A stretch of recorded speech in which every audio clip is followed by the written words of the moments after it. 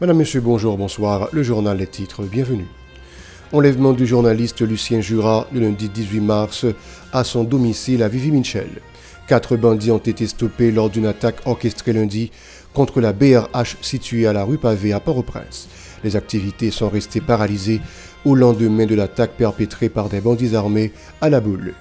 Un carnage a eu lieu dans la nuit du 17 au 18 mars à Pétionville, où environ une vingtaine de personnes ont été tuées. Et puis des petits commerçants et des motards en Pétionville ont exprimé leurs craintes concernant le drame survenu dans la commune. Ils fustigent le comportement laxiste de l'État qui a entraîné la détérioration de la sécurité dans le pays. Les citoyens appellent la population à prendre en main leur destin.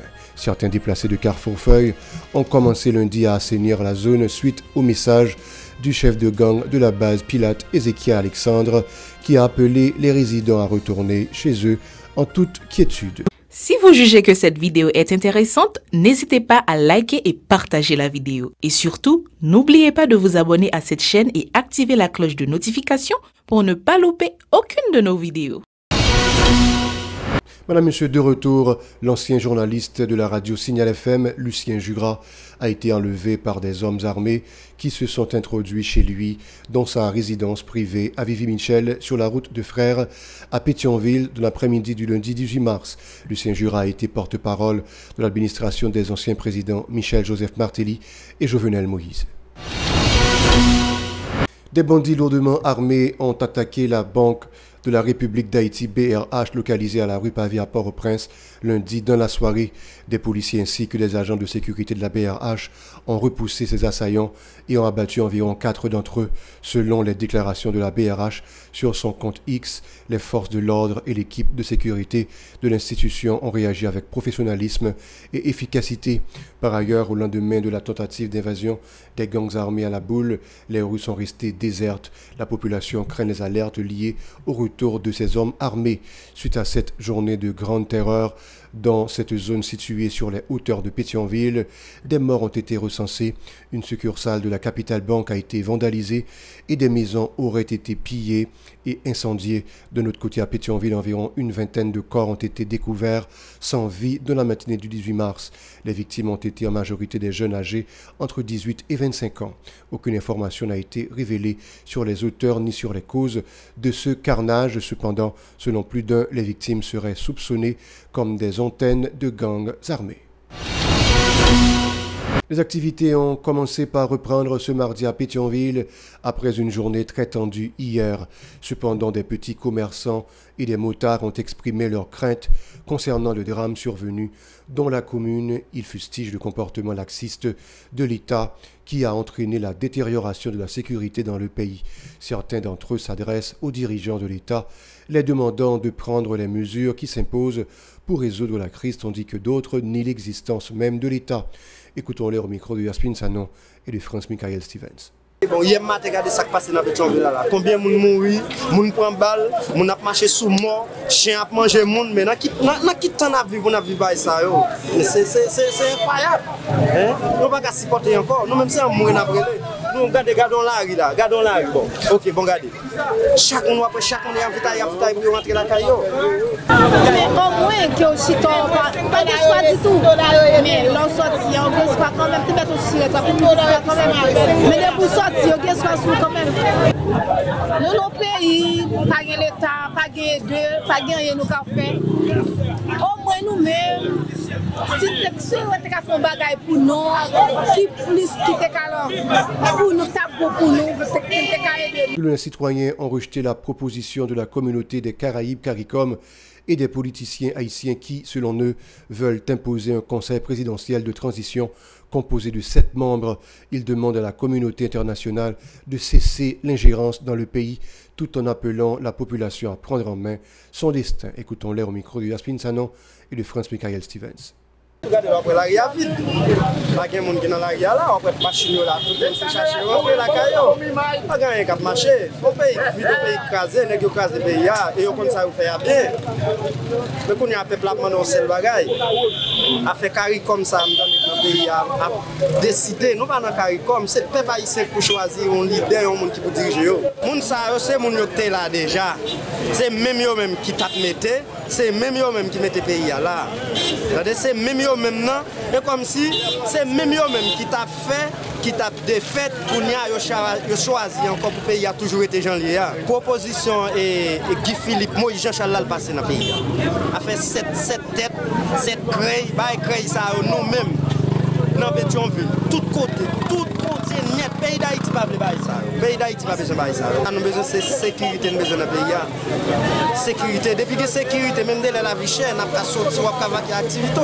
Et puis les résidents du quartier de Carrefour-Feuille, notamment ceux de la localité de Caridad, ont commencé à assainir la zone après avoir été expulsés par les bandits pendant près de 6 mois suite à un message envoyé par le chef de gang de la base Pilate, Ézéchiel Alexandre alias Zé, les assurant qu'ils peuvent retourner dans leur domicile sans aucune crainte.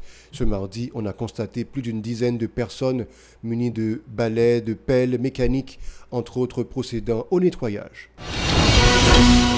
Le Conseil de sécurité de l'Organisation des Nations Unies, ONU, s'est réuni à huis clos lundi pour discuter de la situation sécuritaire en Haïti et de la mise en place du Conseil présidentiel de transition.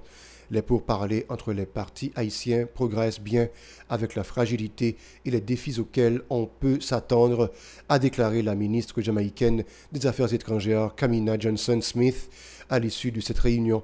Par ailleurs, les différents secteurs ont tous acheminer le nom de leurs représentants au Conseil présidentiel de transition vers la CARICOM, à l'exception du parti politique Petite Dessalines. Le collectif 30 janvier a désigné Edgar Leblanc-Fils. Fourmi Lavella sera représenté par Leslie Voltaire. Accord du Montana a choisi Fritz Alphonse Jean. Marie-Ghislaine Montpremier représentera Red et D. Et Compromis historique, accord du 21 décembre, a désigné Louis-Gérald Gilles et le secteur privé Laurent Saint-Cyr, Jean-André Raymond et René Jean Jumeau ont été choisis à titre d'observateurs. Selon la CARICOM, la liste des membres du Conseil présidentiel sera rendue publique le mercredi 20 mars et l'installation pourrait avoir 2 jours après. Le Premier ministre des Bahamas, Philip Davis, a annoncé à travers un communiqué que des navires de surface, des avions et 120 membres du personnel de la Force de défense royale Bahamas, RBDF, seront déployés pour lutter contre l'immigration illégale des Haïtiens fuyant la crise sécuritaire. Dans le sud du pays, le directeur départemental du Sud-Est, Serge Allan Jolicoeur, a apporté des précisions concernant la libération de 6 individus qui ont été arrêtés à Marigot le dimanche 17 mars lors d'une opération policière. Suivons les propos du directeur au micro de notre correspondant à Jacmel, Paul-Léon Saint-Jean. Centre départemental, renseignement d'opération et informé que tu as gagné des véhicules, qui t'a gagné mon armée là-dedans et qui t'a appris en direction Jacmel. Nous avons renforcé pour qu'il ait gagné déjà Marigot. Et nous venons de notre information au inspecteur de police et qui est dans l'arrondissement Berenslan, qui t'a aperçu et pour la ratio, il t'a campé au niveau de Port-Marigot. Immédiatement, nous demandons ma copie de nous pour rendre sous Port-Marigot, distance pour arriver, et il y a un yacht qui est allé avec 4 personnes à bord, et que il y a l'autre monde qui était sous Port-Marigot. Et que il a passé instruction pour nous pour interpeller. Et interpeller et conduire dans le commissariat Jacmel pour que nous soyons capables d'interroger. Donc, après vérification qui est faite dans le DCPJ et auprès de DAP, et nous devons rendre compte que nous sommes là, ce n'est pas des gens que nous reprochons de un, le DCPJ pas de dossier pour eux. En même temps, ce n'est pas des évadés de prison que après que nous avons fait une pièce d'identité, nous dévoyer au niveau de Port-au-Prince pour te faire un background check.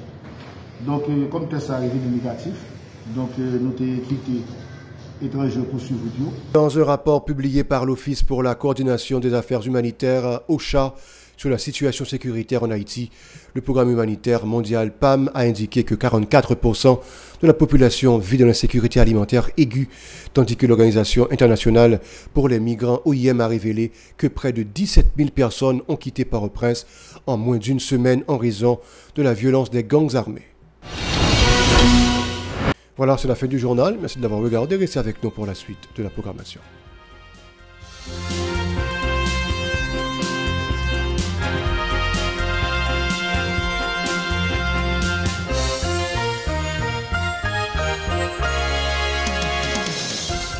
Si vous jugez que cette vidéo est intéressante, n'hésitez pas à liker et partager la vidéo. Et surtout, n'oubliez pas de vous abonner à cette chaîne et activer la cloche de notification pour ne pas louper aucune de nos vidéos.